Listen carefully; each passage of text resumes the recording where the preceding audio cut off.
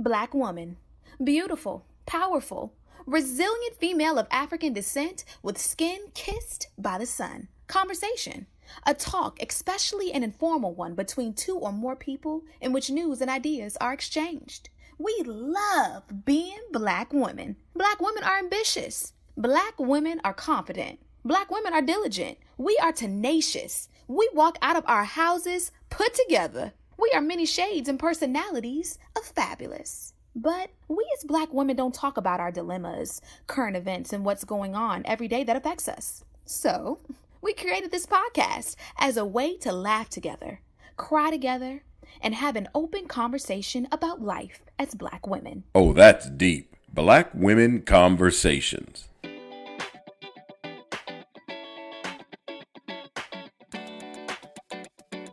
Hey, Nicole. Hey, Janine. Okay, I can't even ask you how your week has been because it's been a lot of weeks. We're back. How was your summer? My summer was, I guess it was pretty good. Since, everybody knew from the last episode that my divorce was finalized early this summer. So, that was good. But then when you get divorced, it's sort of like, now this is like your new permanent normal, right? And, my husband and I, or ex-husband and I, had not been in the same house for a long time. So it's not like I'm adjusting to a new normal, but I don't know. Now that it's like official, I'm like, oh, my ex-husband. Like I have to get used to saying my ex-husband. And Harrison's very used to him not being in the house. So he's used to his weekly schedule with his dad. But it still makes like vacationing a little bit different, right? Before everything was final, we were still like co-parenting sort of together. Like we were planning trips together with Harrison. And now we're literally planning trips separate with Harrison. And so far that transition has been good. So co-parenting this summer has been good. The job has been a work in progress. It's like anything, it's starting something new. And so it's been a struggle, right? It's been trying to condition people into their roles and then reconditioning them again and retraining them again as we sort of kind of pivot to figure out what works for us and what systems we need in place to be successful. So that has been the worst of my summer, just trying to get that piece, the job piece, on board. And then the home front, when you have a new house that's not a brand new house that you're trying to update and renovate, and you repair one thing and you find something else that needs to be repaired. Whew, oh my goodness. So it's just a lot of moving pieces still. It doesn't feel like the summer is over quite yet. It feels like I'm still in like a state of transition. And then they throw in that Harrison needs to go back to school and he's in a new school year. And we need to do all the things that you do to start school. And I'm like, oh yeah, I guess summer's over. And now we're back at school. But, Harrison loves his teacher. He loves his classmates. He's really excited that he has some of his old friends in his class.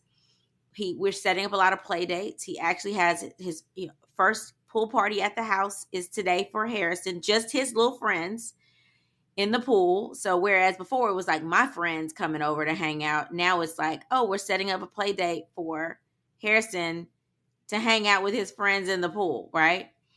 So it's just a lot of moving pieces, and I feel like there's no like end.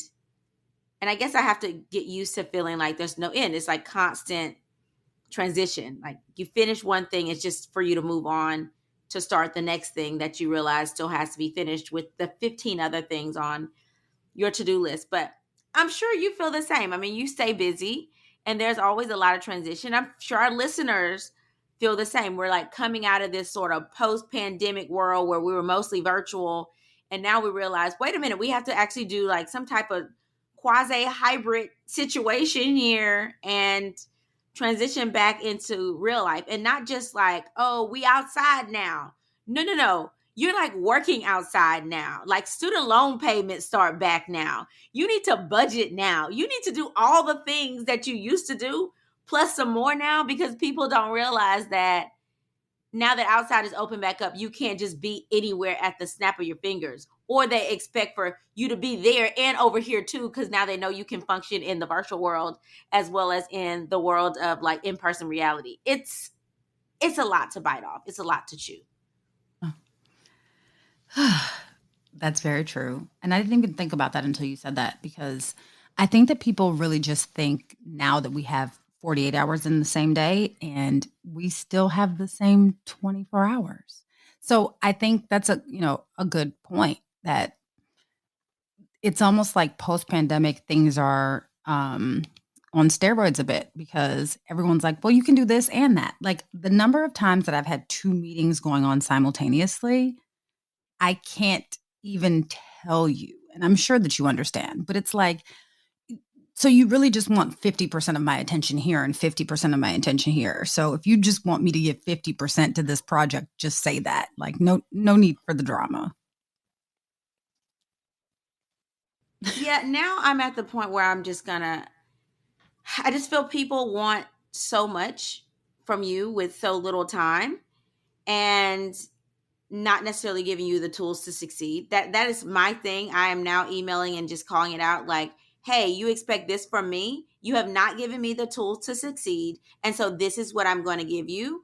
Or you have not given me the tools to succeed in a timely fashion. So you have to accept that I'm going to deliver you this product on my own time. And I now I leave work in my own time. I stop things when I want to do them and say, you're going to get it when I give it to you. And because I have to operate outside of the time that you give me, therefore I'm going to finish this on my own time, which means I'm going to finish it when it's convenient for me. So I have now tried to take back my time, reclaiming my time is what I'm trying to take back, which means that, yes, I do know that I have to operate outside of work hours, but it doesn't have to be doing it as soon as I can. I still have to prioritize my family life and Harrison and the things I have to do outside of work in addition to work. Work comes second. I'm sorry, work does definitely come second. And so I am doing those things first. And then when I have time, I will catch up on work. Why? Because you don't give me the time to do the things I need to do at work. So I can't let you encroach upon my personal time. So since you're already encroaching, I'm going to do it when it's convenient for me. And if you don't like it, tell me I can move on. Tell me. I will gladly move on. Okay? That's real.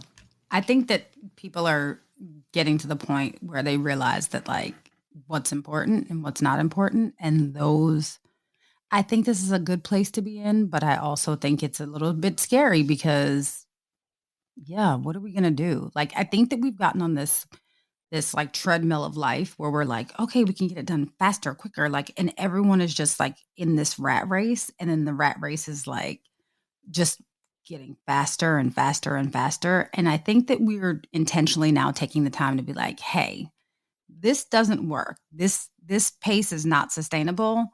Let's revert back to where we were before. I don't know how good we're going to be at reverting back, but I will say the call out to revert back, I'm here for it because, it's been a lot. And the summer hasn't felt like summer to me. It felt like just a lot. A lot was going on, A lot has happened.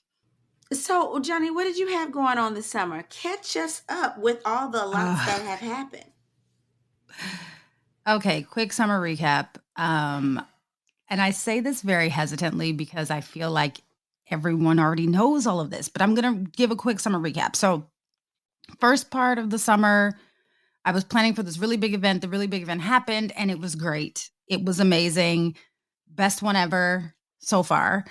And it just was, you know how when you are anticipating something and you go through it and you're like, well, I just hope that this is like I am anticipating it. Well, most time with events, if anyone out there is an event planner or you like to plan events for fun, you do realize that you prepare for the unexpected, right? So events don't typically turn out the way that you anticipate, but they turn out well, right? This event was one of the few that exceeded my expectations.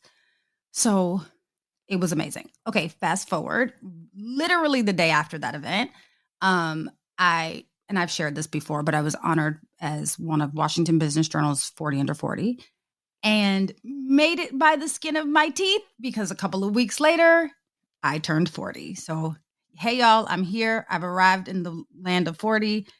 And y'all have been great so far. The 40s have been amazing to me for the last few weeks. I actually really enjoy it. Where have you been all of my life? And then had a couple of weeks break, started planning some more events, blah, blah, blah, blah, blah. Y'all don't really want to hear this.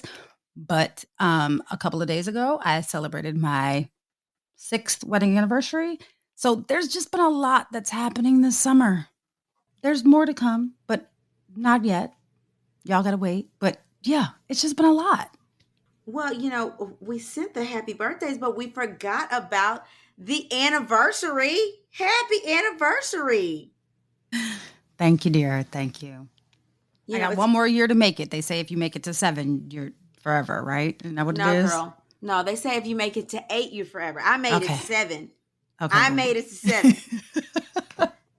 Nicole, that's not giving me much hope here. Yeah, so 2 more years, and then I guess Ken is stuck with me forever. I mean, look, let me tell you this. I don't care if this implodes, and we hope, knock wood, that it doesn't. But I don't care if this marriage implodes. Let me tell you, I've realized about myself that when my relationships end, and I think that they're over, and I've moved on, the others don't, right? They just like, oh, we're going to be friends forever. I have that kind of like personality, I guess, right? So regardless of whether this relationship implodes or not, he's stuck with me forever. Not to mention, we still have to do this podcast. So he's also stuck with me forever, but he's stuck with me forever. So he might as well just make the best of it, huh? Well, we're not going to even talk like that, right? Because I will say at year 6, there was already there were signs. This is not like we made it to 7 years and then right before we make 8, well, let's go ahead and file for divorce. That is not what happened. So y'all will make it. You don't have the red flags that I have. And I'm pretty sure there's a lot of women that have been divorced. I think we should probably have an episode about divorce. But there are a lot of women that have probably been divorced that could tell you, these are the things that led up to it. And I probably should have filed a lot earlier because I knew that this was not going to last, but I decided not to. So congratulations on y'all's marriage. If you're strong at 6 years, you're going to be strong. I wasn't strong. We weren't strong at 6 years. So I'm just saying.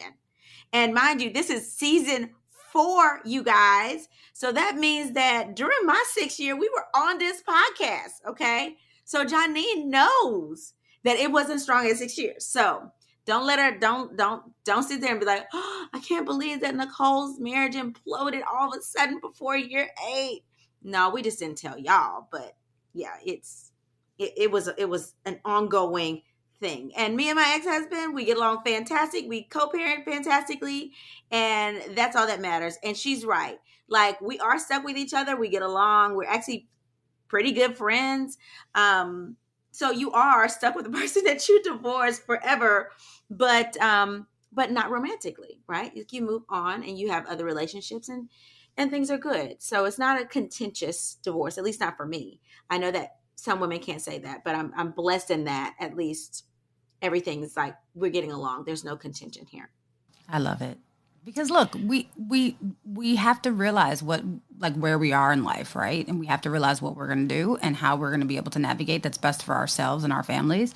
And sometimes it's not to be in a romantic relationship. So, but yes. So how have our listeners been? What you guys been up to this summer? Y'all been busy like us? What have y'all been doing? You start a new job? Do you travel? Let us know how you guys are doing. Let us know how you're doing and where are you and what's going on. Did you move? Life changes? Share with us. We share with you. Please share with us. And okay, we all know that everybody has a responsibility in this. We're all in this together. So what we need you to do is subscribe, rate, review, all of those things. You all know what the deal is.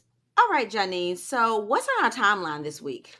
Now, Nicole, I didn't want to start off with the negativity, but I don't know if it's the world that we live in or what's going on or people are losing their minds, but I'm going to just jump right into it. So this is kind of like timeline story time. So this is a story that's kind of been floating around, and I saw it first on the platform formerly known as Twitter, but it's actually everywhere. So it's on all of those blog pages, our favorites like Spiritual Word and Neighborhood Talk and all of those, right? So we're going to chat about it on your favorite podcast now. So I feel like this story is so scary, but unfortunately, it's also super relatable, especially for Black women. So we're going to just get right into it. So a young lady who goes by the name of Ro Reports. So I take it her name is Ro.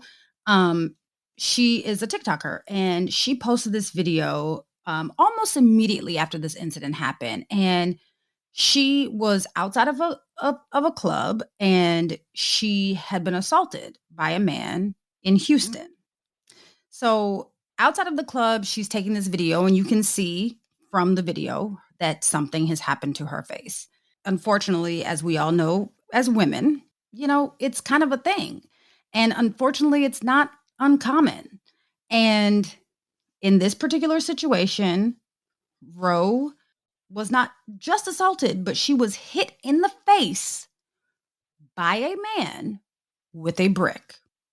And she wasn't just hit in the face by a man, not just hit in the face by a brick.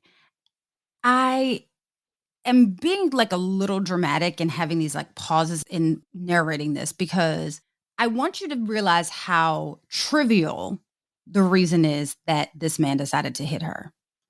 So the man asked for her number. She declined. He then proceeded to pick up said brick and hit her in the face with it, just because she would not give him her telephone number. Now, to add insult to injury, not only did he physically assault her with a brick, but he did so in front of a group of Black men. Now, these Black men were not with this man. They weren't this man's friends. They literally were just people that were standing by, and not a single one of them. I think in the video, I counted about 6 or 7 of them. Not a single one of those men did anything to step in, to intervene, to help, to stop him after it happened. They just let him get in a car and go away. And it's not very clear as to whether they asked her, was she okay? Because in the video, she's videotaping and she's saying, hey, none of you all did anything. And she's irate.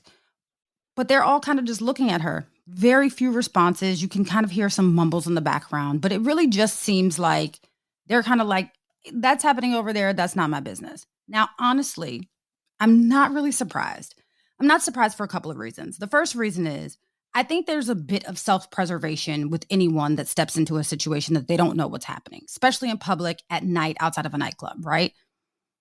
However, I think that we have to remember that there always has to be a bit of humanity. I understand you don't want to get involved. It's not your thing. It's not your business. It's not your situation. But that's not how we are as a people, right? We are supposed to support, protect one another, specifically women and children. That's who we are. But I'm also not surprised because we are in this generation now, Nicole.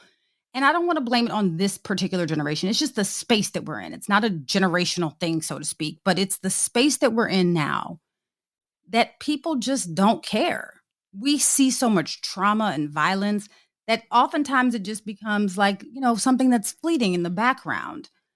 And it tends to be more like white noise than something that we have to react to. And it's sad. And specifically, and we've talked about this time and time again, Nicole, on this podcast, when it pertains to Black women, people are less likely to get involved. The sad part is, in this particular situation, it's the Black men who we would think would want to protect us that didn't get involved. Now, in this particular situation, like I said, if you see the video, which we will post it, the men that are standing around, they should be ashamed of themselves. The least they could have done is intervened, tried to help her, tried to support her, tried to figure out what was going on, or at least try to get this man's information, because why are you assaulting or why are you hitting a woman in the face with a brick? Like, really? And over a telephone number? I can't. So back to the story. So Ro, she actually goes to the hospital and she posts another video and she's super emotional in this video, understandably so. And she says, like, what she basically shares what happened. And she's like, I don't deserve this. She's saying that she's never done anything to anyone in her life to deserve this. And honestly, I can't imagine what someone would do to deserve getting hit in the face with a brick, but I digress. And she basically just is like pleading, like, how does this happen? Why does this happen to me? And like, no one stepped in and no one helped me. And honestly, the video was so emotional, Nicole. I really just wanted to be like, baby girl, you don't deserve it. No one does. Like, I just wanted to give her a hug.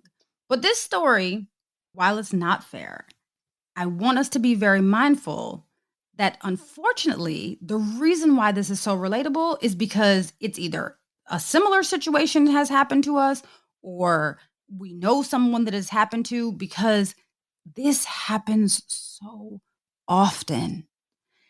And I know that it feels like it's a broken record, but we just have to be safe.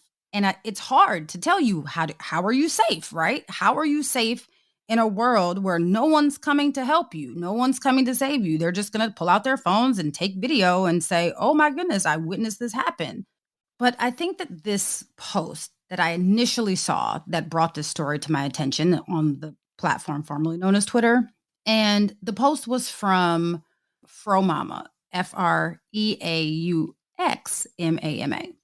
And she simply said this. She posted the video and she simply said this. She said, this is why I give my number out in public regardless if I have a man or not, because you never know how a man will react when he gets rejected.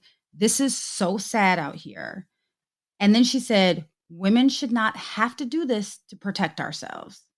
And while I 100% agree with Fro Mama, we all know that we shouldn't have to do this.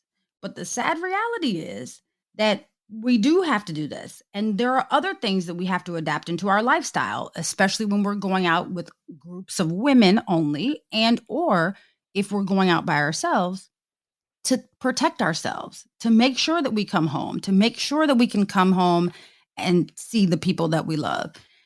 Because honestly, Nicole, no one's out there trying to save us. I don't know if you've experienced this, Nicole, but you tell me. So I will say, I am very fortunate that I have personally not been attacked or felt like someone didn't want to protect me if I were in a difficult situation. I personally not felt that way. But I have been in a situation, I don't even know if you were with us, Janine, at Xavier. Melissa Macklin would have to tell this story, right? And now she's Melissa Antoine. Shout out to Melissa. She's been on our podcast before, like season 1. So, and you know, she's a psychiatrist. So we were walking to the foam party through Gertown, from Xavier to Gertown. I don't know if Janine was with us at this point. I don't know if she remembers it, but I know you remember the foam parties, right? And there was a club that hosted these day parties. And now I think about it, it was like sort of kind of like not sanitary, like everybody's nasty in the foam, right? Like dancing in and like grinding on each other. But either way, we were walking to the foam party. We have on our shorts and, you know, t-shirts or what have you. And underneath it, you have your swimsuit on. So afterwards, walking back, you change clothes. You have your like bag or book bag or whatever with your wet clothes on, or you may walk with your wet clothes because it's foam. So you're not like soaking wet, right?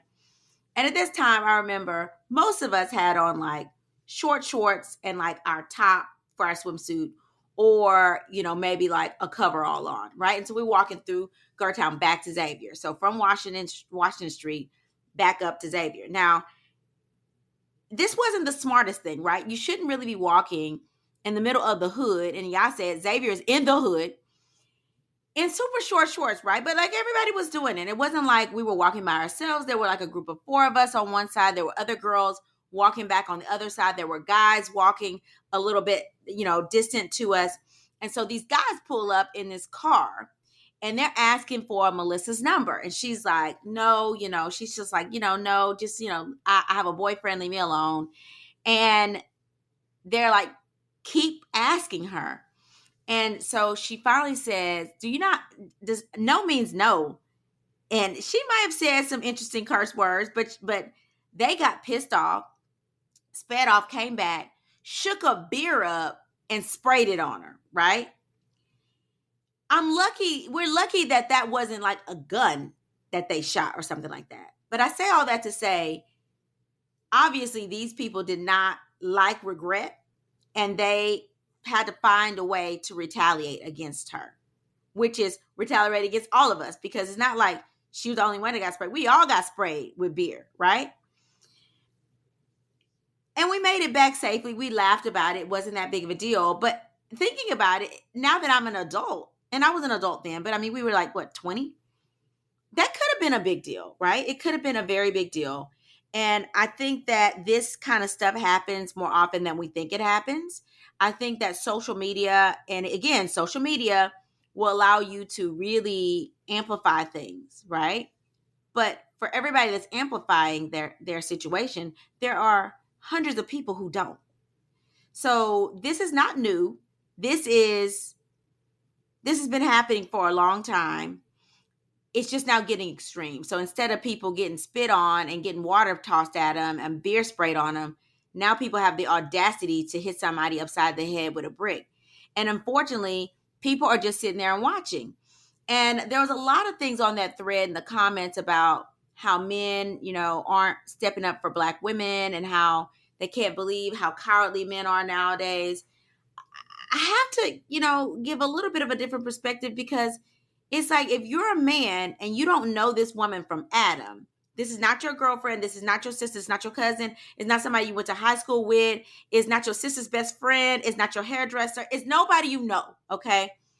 Are you going to see somebody hit somebody with a brick, and what are you going to do? Follow them? What are you going to do? Attack them? What are you going to do? Because now you have a man jumping into the situation. She got hit with a brick. She didn't say she got constantly beat with a brick. She got hit with a brick, right? So I assume she got hit with a brick and the guy left. What are these men supposed to do? Like, are they supposed to realize she got hit with a brick and then attack the man, or hold the man down, follow him, jump on top of his car? What are they going to do? And then what are they going to do when obviously they don't know this woman? Like, that man could go get a gun. If he felt threatened by this woman because of this rejection, or felt pissed off, a man, or even men, let's say all of them were going to go and follow him and jump him, he's going to feel like he has a right to defend himself. Okay, he could go and get a gun and shoot these men. So now they've lost their lives because they're defending somebody and they don't know the situation. That could have been a domestic violence situation, and she wasn't rejecting the guy. It could have been they were in an argument and her baby daddy hit her. And then what happens? 9 times out of 10, y'all be defending these baby daddies. So let's say the guy would have came from the back and grabbed him. Now let my baby daddy go, right? And then you're calling the police because your baby daddy didn't got jumped and you didn't ask for him to get jumped. I mean, there's so many situations that could have happened that I can't blame the men for saying, that ain't my business. I'm going to stay out of that. I'm not trying to get involved with the laws. I'm not trying to get arrested. I hate that it's come down to that we're living in a world that you have to literally think twice about helping someone, but you do, right? So all I would have anticipated the innocent bystanders doing was to check on her and make sure she was taken to safety, right? Like, if this guy did come back and want to cause her more harm, at least they get her out of the way and take her to the hospital or do something. I mean, even that's a risk, right? If he's going to come back and do something, that's a risk as well. But at least get her out of harm's way so that this man can't, brutally attack or do anything more. That is what I would have expected an innocent bystander to do. Hey, ma'am, are you okay? Do you need help? Hey, let me take you to the hospital. Hey, do you have a ride wherever you're going to be? I would anticipate that. I wouldn't anticipate these men jumping on another man unless, if he's obviously actively attacking her and he struck her multiple times and they're sitting there watching for 10 minutes. Well, of course, 2-3 men could have grabbed him and at least pulled him off of her. Okay. But that did not seem like the situation at hand. I could see if that was, I could see how she would say, I got beat almost to death and these men didn't do anything. But if you got struck with a brick one time and the person left, then I would say all of their responsibility is to, hey, ma'am, are you okay? Do you need me to take you to the hospital? Do you need me to take you somewhere? Or take a picture of the guy's license plate and send that, give it to her so she can report it to the police. Otherwise, I could see why these men didn't feel like they need to go and chase behind them like they're bad boys and jump on the top of the car. I agree. But I think that there's something else to be said about this, right? Who did she come with? Who did she leave with? Was she by herself? Like, I have a lot of questions because unfortunately, in what I do, this happens to me. Let me preface this with I've never been hit in the face with anything, let alone a brick, but I have been grabbed, assaulted, because someone is trying to get your attention or you reject them or they feel like you rejected them because you said like, "Oh no, I'm married. I'm not going to give you my telephone number," right? And I had a situation like this not even a week ago. So, I was walking to my car from an event and thankfully one of my friends thought, "Hey, let me just send was in the middle of something. He was like, "Let me just send my son out to make sure that she's okay." And Nicole, it wasn't even 2 minutes from the door of the venue to my car, someone grabbed me by the back of my shirt. And thankfully, as you all know, I'm in DC. So the DC is crawling with cops, right? Because most things are within, walking distance from some sort of government building. So there's always going to be police. So thankfully there were police and they intervened. And honestly, when the police came and asked, like, is everything okay? Just, question, not because they could necessarily see the dust up, but it was like, hey, just checking. I didn't even say, hey, yes, he just grabbed me. I was like, nope, just trying to get to my car because I didn't want it to be a thing, right? And I think that we have become so used to this kind of thing happening, like the spraying of the beer in the face, or like you're just kind of like, hey, just trying to get out of this situation, trying to get myself home safely, right? And I really wonder at what point did we think that it's okay, or at what point did it become okay for people to physically respond to something that is a basic interaction? I don't have to give you my telephone number. I don't have to pay attention to you. I don't have to do anything. I think it's this weird sense of entitlement that men have. And let me be very clear, it's not just Black men. White men do it too. They I don't want to, make this specific about any particular race, but it's like, where did this entitlement come from that men just feel like you owe them something? I don't owe you anything, especially if I don't know you. And keep your paws off of me, real talk. Because what happens is they pull, grab, tug, hit the right one. And to your point, Nicole, the same way that there are men out here carrying and could come back with a gun, there are women out here that are carrying and come back with a gun too. So you're going to keep playing and you might be in a worse situation than you thought. We're not the same women of even 10 years ago. We're out here defending ourselves. And I'm not going to get into, that's going to be in my Learn Something New, ways that we can protect ourselves. But let me be clear. There are a lot of things that you might be surprised by if you grab at least my friends, me or one of my friends. I think that we should just all learn a basic like kindergarten principle of keeping your hands to yourself. And if people reject you, then, look, life, we all have rejection. It hurts. We all know that.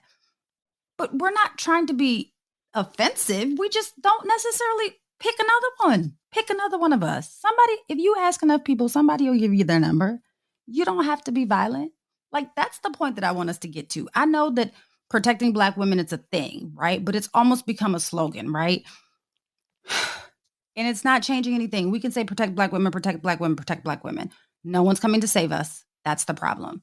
But what I am saying is maybe we should take that back a step further and say, why don't we learn how to accept hurt and rejection so that our initial response is not to lash out at the person who we feel rejected us? Just a thought.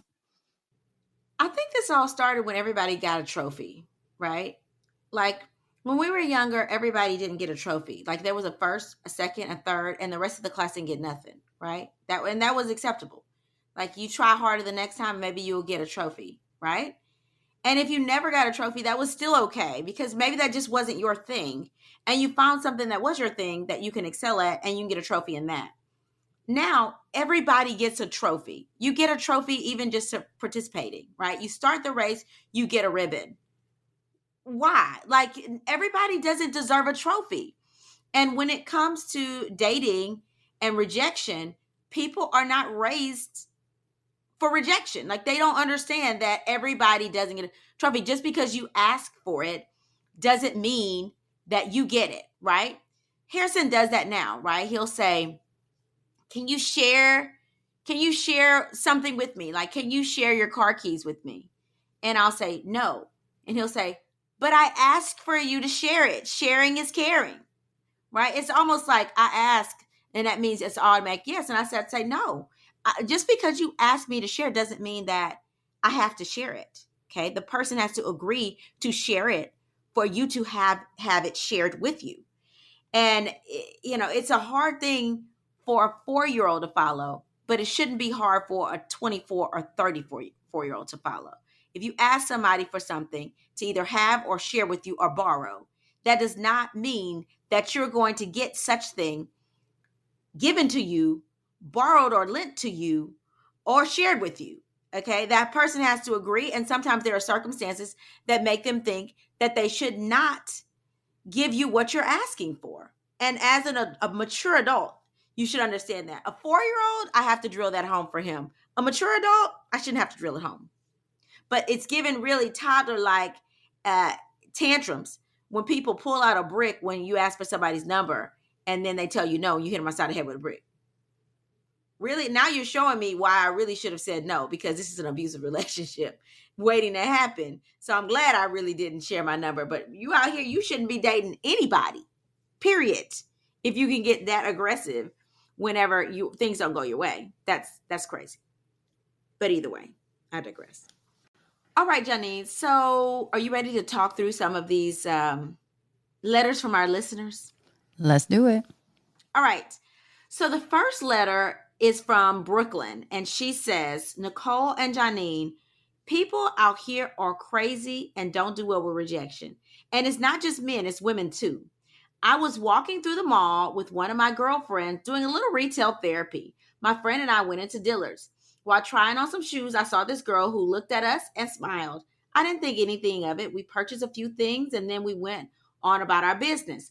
My friend and I went into 2 separate boutique stores that were across from each other next. That's when I saw the same girl from Dillard's again. This time she approached me and asked me some small talk questions and then asked if we could hang out sometime. Sensing that she was kind of interested in me, I smiled and told her I was married with 2 kids. She got furious and called me a liar because she saw that I was with another woman. Realizing I didn't have to explain anything to her, I turned and walked out of the store. This chick grabbed my hair, pulling some of it out and forcing me to the ground. Next thing I know, we were in a full-on fight in the middle of the mall. My friend came out of the other store and jumped into the fight. The police came and all 3 of us were arrested. This girl claimed that we jumped her. So it was basically her word against ours, and she was a little more bruised up than we were. It wasn't until the surveillance camera proved that she attacked me first that we were released from jail the next morning. People are not good with rejection, but they are bold. I'm a little older, in my late 30s. The girl had to be in her late 20s. I'm not sure if it's the pandemic that has emboldened folks or just the times. What do you ladies think? Brooklyn. Okay, Brooklyn. So this one hits home for a lot of reasons. Okay, so Janine waited till 40 to get into her first fight with another woman. Whoa, ho, ho, ho. Pause. Didn't want to tell that story, but it happened. I will save that for another day. But I will say this, a couple of things. One, you are 100% right. Because people are entitled, emboldened, whatever it is that you want to call it. And you don't owe them an explanation for anything. However, Brooklyn, when these kinds of things happen, we kind of sometimes have to evaluate what's going to go, right? So thankfully, there was surveillance cameras and you were able to clear your name, but you had to go to lockup real quick, right? That's what we try to avoid. Now, in all situations, we cannot avoid that. But let me tell you this. Sometimes, and I know it's really annoying and it's really obnoxious, and we don't necessarily need to explain ourselves to anyone. But sometimes it's easier to explain yourself on the front end so that you don't have to explain yourself on the back end to the authorities. Now, I'm not saying that that's the situation here, but I'm saying that having been in my own situation, as I just mentioned, I will tell you that I would have rather just kind of, I don't even want to say explain, but I would rather kind of just been a little bit more passive in the situation to begin with so that I don't have to do a whole lot of explaining on the back end. I know it's not fair. I know it sounds crazy. I know it's like the good guy always finishes last. I understand. But sometimes there are things that we have to do, and we know this as Black women, right? Sometimes there are extra steps that we have to take just so that we can get out of the situation, right? Now, here's the thing. I'm assuming that your best friend gives off the vibes that she's gay. So does mine, because guess what? It is what it is. And people make assumptions.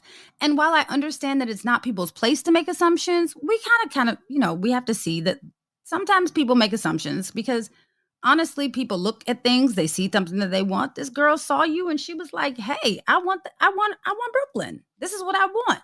You can't be mad at the girl for trying to shoot her shot. It's what she did after that we can be upset at. And look, we know, let's be clear.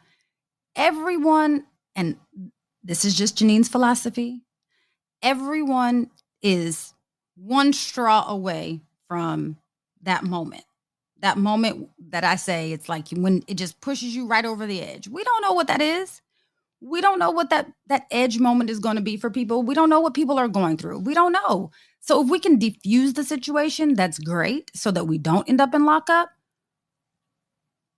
But if we can't, we have to be mindful that sometimes people might just take it a step further than we would. So we got to be careful. Like I said, I'm glad that it worked out for you, Brooklyn. I am very glad that it worked out for you, but be careful because that girl could have been crazy. Then she wants to change the story, talking about y'all jumped her. Like, this could have gone way left. And lockup might not have been it. Y'all could have been injured, hurt, shot, killed. Who knows? But those are the times that we're living in. And people don't really have much value for human life, unfortunately. So be careful, Brooklyn. And I get it. You don't owe anybody an explanation. And I'm not telling you to go out here and explain yourself to anybody. But what I am telling you is sometimes we just got to think a little bit further just so that we can keep ourselves safe and out of lockup. What you think, Nicole? I think that Brooklyn didn't do anything wrong. I don't know how else she could have kept herself safer here. And I wouldn't have turned and walked away, maybe.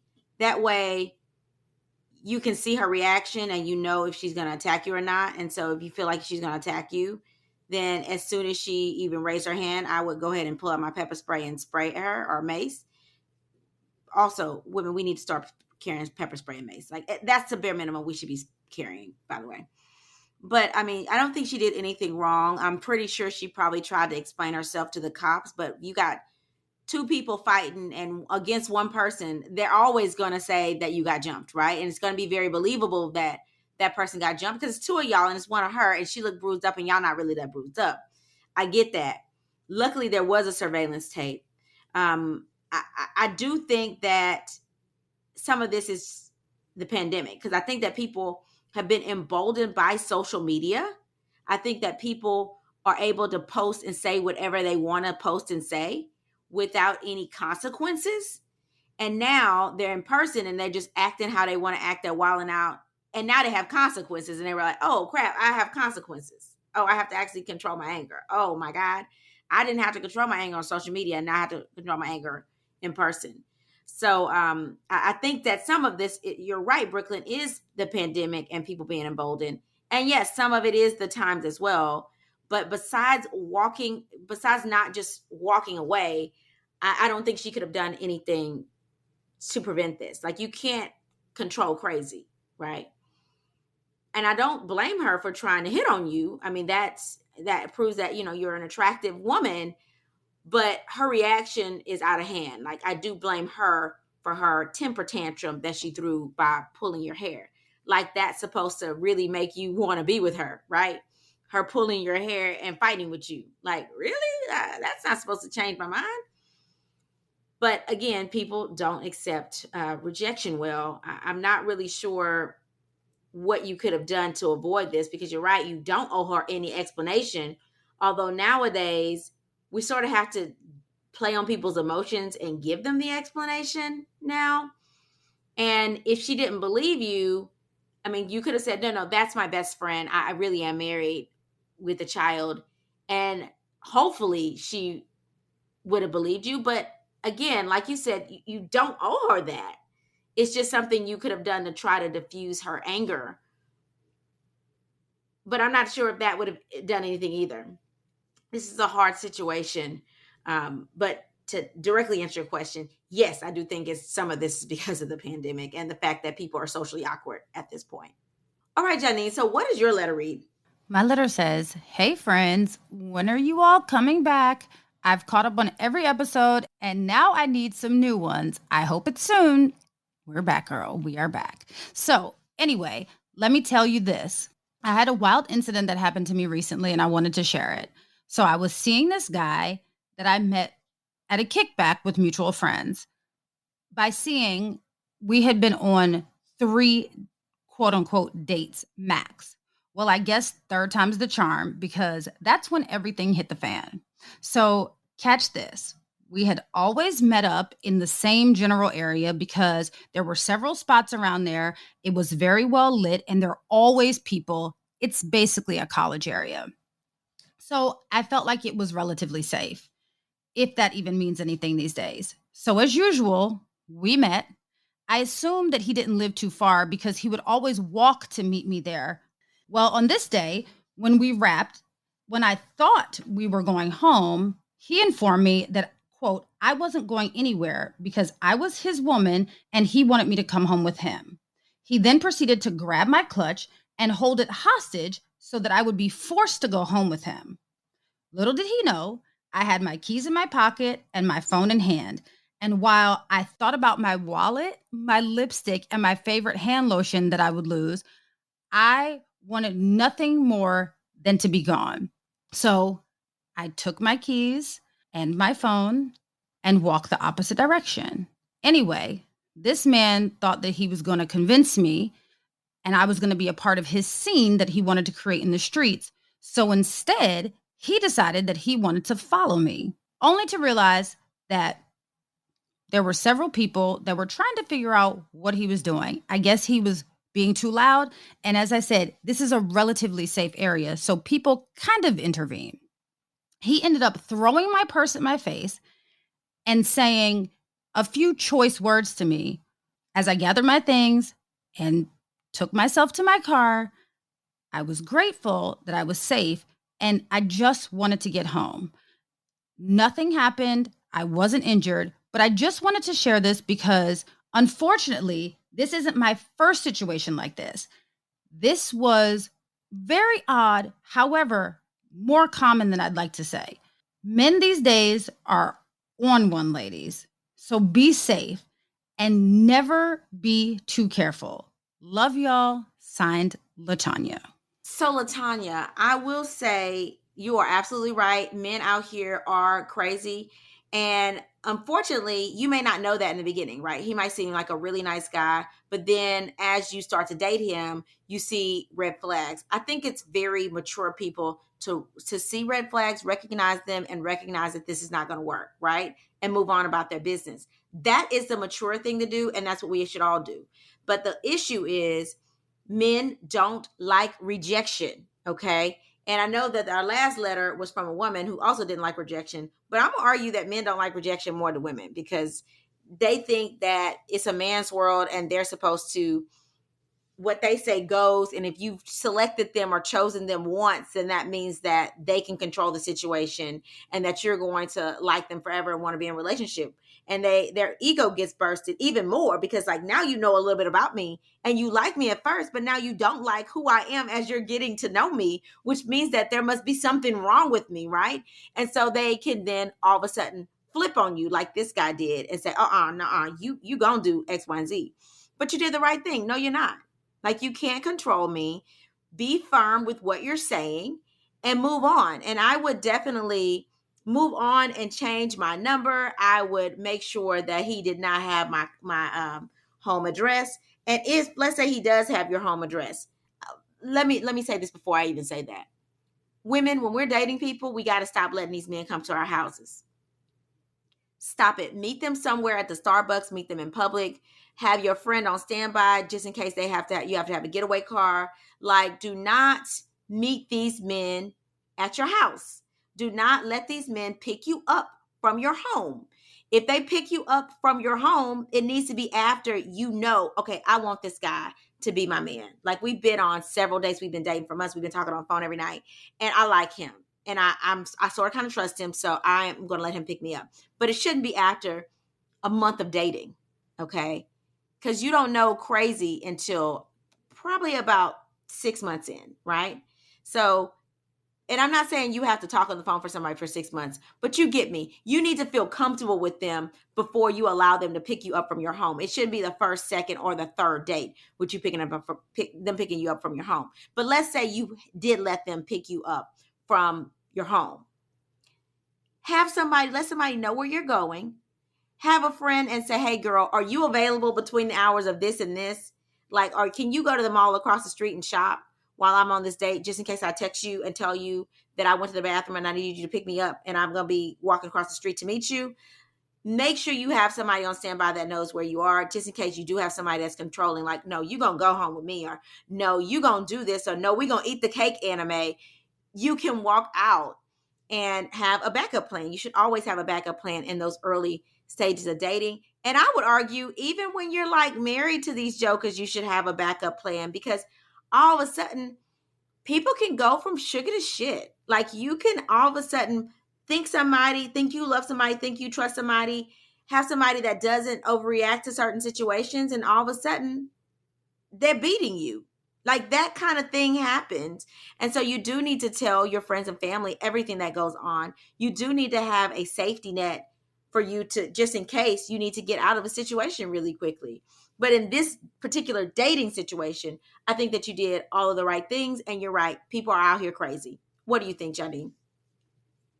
I think you're absolutely correct. People are out here crazy. I mean, look, we all know that women, people in general react very differently when they're hearing a yes versus when they're hearing a no. And I think that that's what it comes down to. And to your point earlier, Nicole, I think that we haven't properly equipped people to handle rejection because they haven't experienced it enough.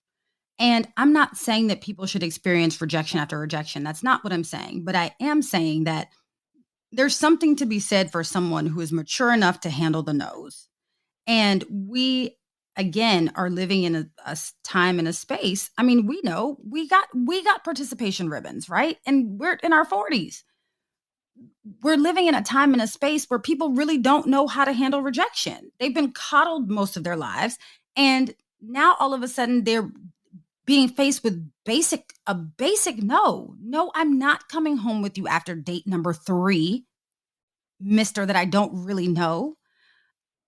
And that should be a good answer and an acceptable answer, and an answer where we can then continue to build on whatever it is that we're building on. But no, you decided that you wanted to show who you really were, which thank God for LaTanya that, LaTanya, I'm glad that he showed you who he was when you were able to escape in a safe manner. But like, that's what's happening these days. And honestly, listen, ladies and gentlemen, whatever it is that you have to do, I'm glad that in this particular situation, LaTanya had her keys and her cell phone on her. Whatever it is that you have to do to make sure that you make it home safe to your family and your home, that's what you do, right? It's so scary, but it's such, to LaTanya's point, it's such a reality that we live in now that we really don't know when we're out what's going to happen. And we would like to go places that, there are a lot of people. She said that from her letter, she's doing everything right. She's going to the place that's, seemingly safe. There were people around. It's well lit. There are multiple places. It's not just one thing. And it's like, just one flip of the switch, and that's how the night ended, right? Just be safe, ladies. I know that we want to be trusting, but we don't live in a time where we can be as trusting as we have been in the past. And it's sad and it's difficult. And, we want people to be good humans and good contributing members of society, but everyone isn't. And sometimes, that thing that's glimmering and we think that this is going to be our next man. Sometimes, it's situations like this that prevent us from much worse situations down the line. So LaTanya, I'm glad that you got out of this particular situation, and I hope that you never speak to this man again. I know that you said that you met him at a kickback with friends. I hope that you tell your friends so that no one else is in this situation. But glad you got out of it safely. And ladies, be safe. Just in general, be safe. Like, the goal is to make it home. All right, Janine. So what did you learn new this week? So I don't necessarily know that this is a learn something new, but it's something, some of these I knew and some of them are new to me. But there are things that we can do as women, or as people, I should say, to stay safe. So basically, this is an article that I found online, and it's called Street Safety for Women. So I'm not going to go through all of them, but the first point that was made was the old school buddy system. It helps, right? Don't go anywhere whenever possible. Party, going out for, drinks at night, whatever it is. Don't go anywhere by yourself. It sounds crazy and it sounds annoying, but it's just one extra layer of safety. And even if something happens, typically there's one person that can get away, say something, call someone, right? So that's starters. Don't be distracted. When you're outside, don't be distracted. Focus on getting to where you need to get to, getting yourself to a safe place, get safely in your car, lock the doors, make sure that you're not distracted. Another one is project confidence. Honestly, being confident about what you are, your purpose, where you're going, intentional about how you're going, where you're going, who's expecting you, even if you're scared to death, projecting confidence will help deter people from trying to mess with you. And if you feel like you're being followed, go divert where you're going. If someone is following you, it's really easy to kind of try to figure out if someone's following you. If you make a random turn that is unnecessary and they make the same random turn, you kind of know that you're being followed. So if you feel like you're being followed, get to some place that's well lit, get to some place where someone can help you, get to some place where you are not the only person there. And the other thing, one of the things that they said was be loud and proud. So if you do feel like you're in an altercation, make a scene. Don't be afraid to take up the space. Don't be afraid to make noise. Don't try to downplay it. If you feel unsafe, it's better to be loud and embarrassed than it is to not make it. So if you feel unsafe, make everybody aware around you. And to your point, Nicole, that you mentioned earlier, we should all be carrying pepper spray. And I know some places it's not legal, but I'm going to tell you, like my daddy told me, it's better to be a defendant than to be a victim. And to be very honest with you, pepper spray ain't going to kill anybody, not that I know of, but it will deter people from getting, now you might cough a little bit too, but it will get them off of you. So carry pepper spray, carry a knife, carry something that you can use to protect yourself. And protect yourself from a little bit of a distance so that someone doesn't necessarily have to get into your space. And honestly, ladies, this is not on the list, but take a self-defense class. I know it sounds very cliche. I know, but take a self-defense class. There are colleges that offer self-defense classes. There are police stations that offer self-defense classes. And a lot of these self-defense classes are for free. Take a self-defense class so that at least you can be prepared or know what you would do if you are presented with this situation. What did you learn new this week, Nicole? So according to an article called Modern Day Horrors of Women Rejecting Men, Another Dangerous Reality for Women, 6 women are killed by men every hour in a global pandemic of femicide. And that's with more than half of women and girls being killed by men who were either their current or previous partners. So, y'all, we have got to be safe out here in these streets. And that proves that even if you think you know somebody, even if somebody used to love you, that does not mean, unfortunately, that they will not harm or kill you. So sad, but it's true. All right, Janine, are you ready for the motivational moment? Yes, ma'am. So the motivational moment comes from Gavin DeBecker, who is the American leading expert on protection of public figures, which I didn't even know that there was a such thing. But he said, I encourage people to remember that no is a complete sentence. So ladies, after saying no, realize that you might have to protect yourself in that complete sentence, even if this means using physical force. Stay ready, ladies. Until we meet again, Pray, work, slay. and show off your melanated excellence. Bye! Oh, That's Deep, Black Women Conversations is produced by Nicole Lee Plenty and Janine Brunson Johnson. Executive producer, Ken Johnson. Get the Oh, That's Deep Black Women Conversation podcast on Apple Podcasts, Spotify, Stitcher, Google Podcasts, or where you get your podcasts. Please subscribe and rate us. You can follow Oh, That's Deep Black Women Conversations on IG at Oh, That's Deep BWC. Oh, That's Deep Black Women Conversations is a Mean Old Lion Media production.